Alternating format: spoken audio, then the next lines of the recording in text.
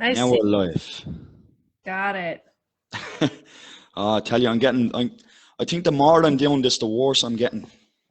No, no, I mean, it could just be some glitch through the server, right? Like it's not necessarily something you did. Listen, I'm blaming technology. It's not my fault. Oh yeah, always blame the technology. Now, how are you?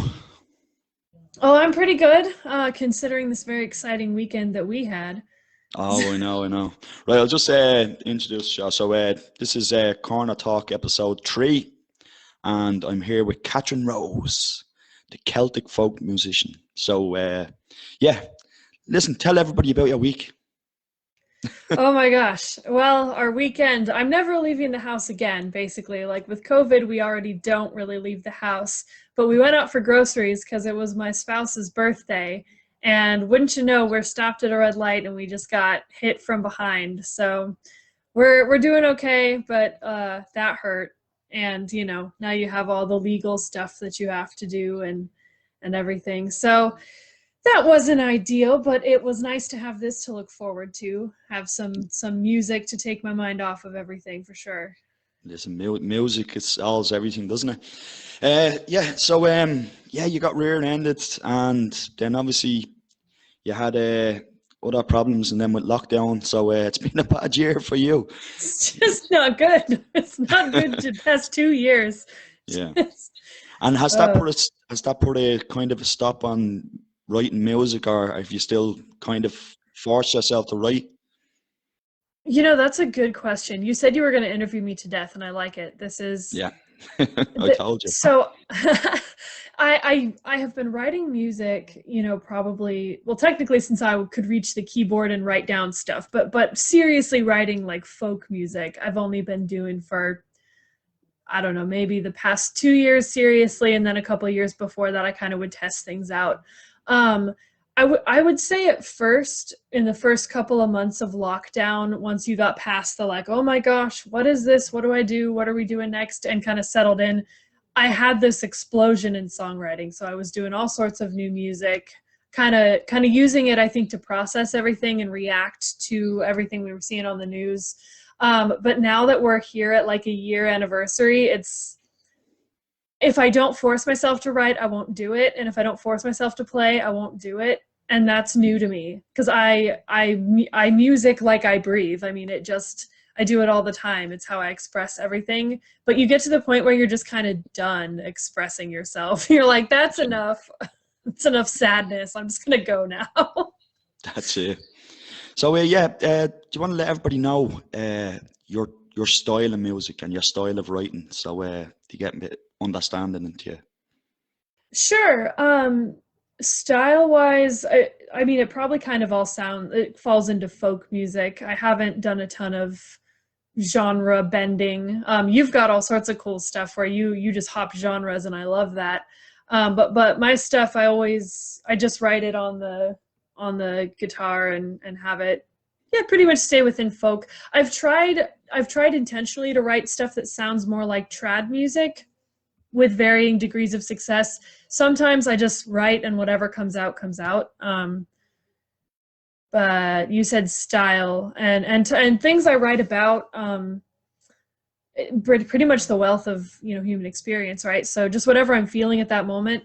But I've started recently, partially as an inspiration from what you were talking about with the mythology and everything, to when I'm writing about stuff that I'm experiencing, sometimes it's easier if you distance it a little bit from yourself.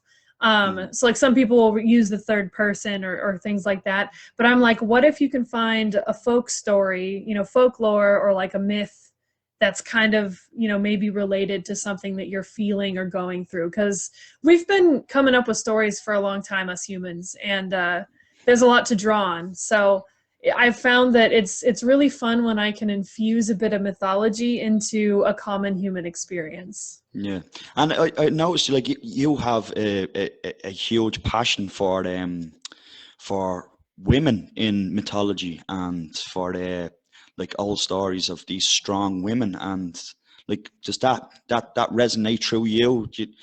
What gets you drive towards those women of mythology and stuff? Yeah, yeah, that's a great point. I think it started when I mean, I kind of started this seriously about 2 years ago, was going to local festivals, hearing other musicians, learning kind of what music was popular among the kind of Celtic music community that we have over here in Oregon and Washington.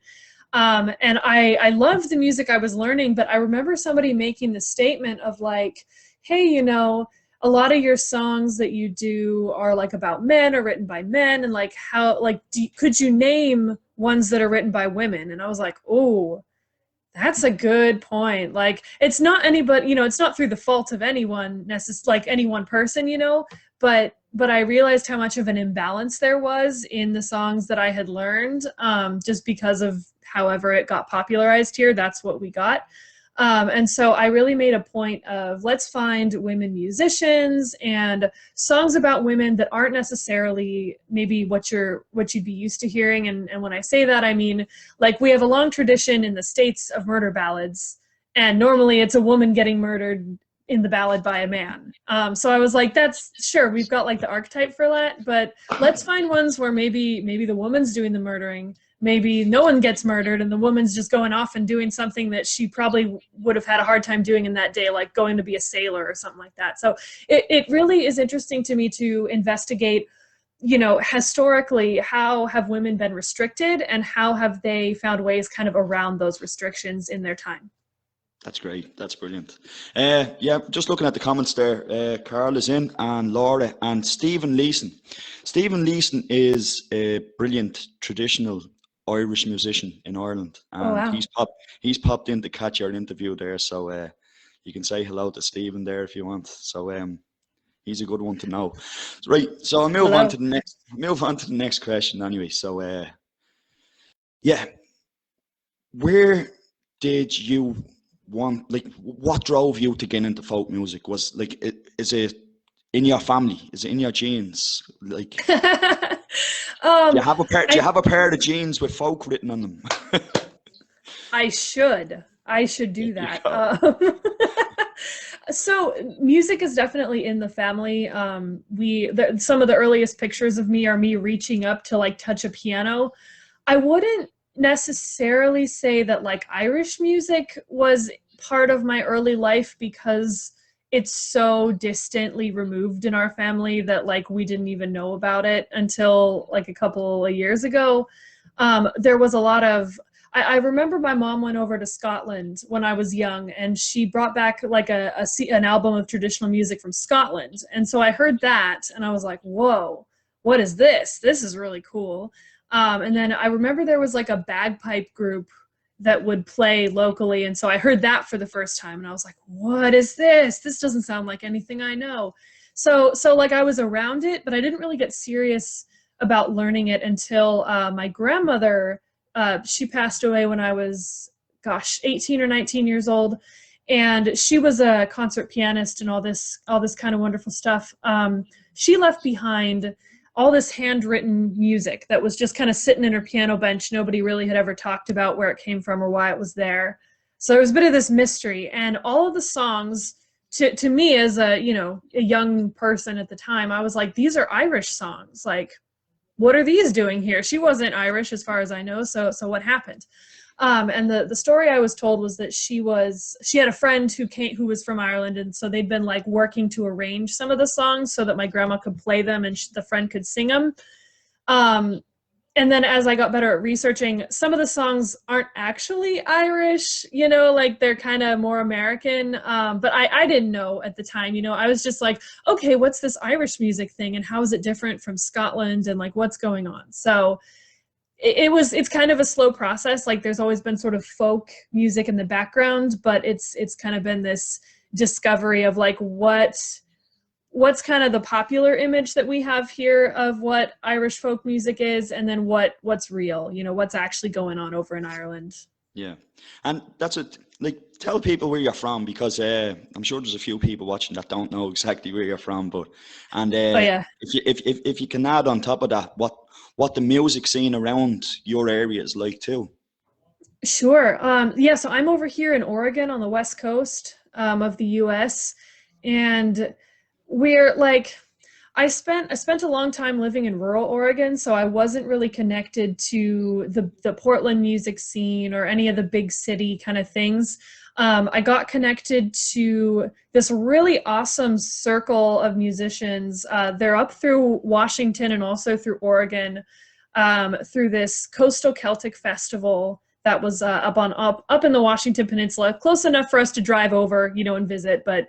Um, so it was there that I met my friend Emmett, who is that Irish guy who does all sorts of stuff. He's from County Tyrone, and just kind of got in touch with like what's the kind of Celtic music scene like here, because I don't think there's enough of any like particular group of people to make like there's an Irish music scene or a Scottish music scene. It's just kind of like whatever we've got over here is what we've got. So yeah, I mean, and we've got folks that they'll do Celtic music, but then maybe their background is like cowboy poetry or something like that. There's all sorts of folks from different states that have moved there that lived there their whole life. So yeah, I don't really. There are traditional musicians. Like I know in the Portland area, we have one in particular who was like trained by somebody from County Galway, I think. So there is like a very small trad scene. But with the pandemic, I haven't really been able to connect with those folks in person. And it seems to be much more of a fusion of genres out here, if that makes sense. Yeah. That's brilliant. Speaking of that Irish guy, he's in watching, saying, we're looking good. So, no I am makeup. it. Oh yeah, uh, yeah. that's it. Stephen McGarty always tunes in. Thanks for joining again, Stephen. And Damien McElligott is in. He's another musician from Ireland. So you have all the Irish in to support you here. So thanks for joining Thank in. you. So like you used to be a teacher, didn't you? Did. Did you Well, tell me yeah, that did you tell me that you used to be a teacher I guess I did. and you were I lying? was. No, I was. I mean, I guess that counts. Like I wasn't like a school teacher or like anything like that. But are we talking about like I used to teach folk dance and stuff like that? Is Is that this the folk dance that you used to? I knew you used to teach, but that's what I was going to ask you, if you ever like try to influence your students with kind of folk music and all, and get them and use stories like history Mm, stories to teach. that's that's a good question. Yeah, what back when I say I was teaching in quotation marks because I was like back then I was in high school and it was like I was at this arts camp where you do like teaching part of the day and then you could run around and be a student the other part of the day. So I actually picked up a lot of folk music from that camp in particular. There was one guitar player who knew a lot of the some of the Scottish and some of the Irish songs, and he passed those along to me.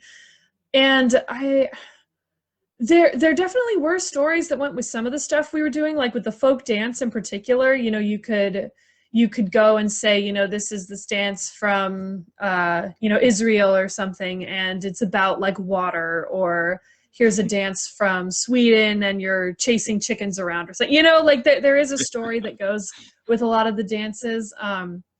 But yeah, I'm not a teacher in the like academic. I talk enough to be one probably, but I'm not actually. Nobody pays me for it. If I you want to wasn't going pay to me to say be a on, but you know how Irish dancing originated, don't you? I've heard some stories.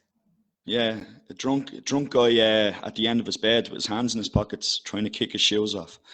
that's that's where Irish dancing